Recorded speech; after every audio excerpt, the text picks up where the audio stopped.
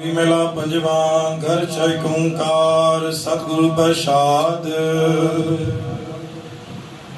सतगुर पास बेनंतिया मिले नाम आधारा। तुठा सच्चा पातशाह ताप गया संसारा। भगतां की टेक तू संतां की ओट तो सच्चा सिरजनहारा। सच तेरी सामग्री सच तेरा दरबारा। सच तेरे खाजीनिया सच तेरा पासारा।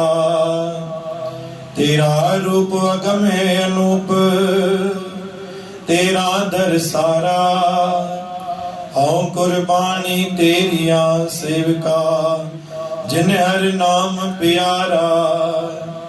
सबे इच्छा पूरिया जा पाया अगम अपारा।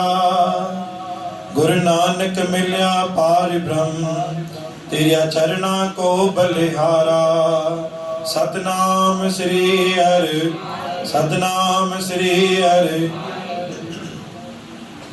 गुरु प्यारी साध संगत बाणी पंजी पातशाही धन गुरु अर्जन मेरा सतगुरु पास बेनंतिया मिले नाम आधार। सतगुरु ने वट अच्छी करे विनती करन सा मन के अटल शांति मिली थी। नाम दी ओट मिली थी। तुठा तुठा मन गुरु जी मिला हमेशा 24 कलाक जी मैं खुश रहंदा। सच्चा पातशाह ताप गया संसार। सतगुरु दे वेज वेण सा ताप ले तो बुखार ले तो रोग ले तो भगता की टेक तू संता की ओट तू। हमेशा जीवन में एकड़ी गाल याद रख जाए भक्तन जे आलू रह जाए संतन की ओट में रह जाए तू सच्चा सजनारा।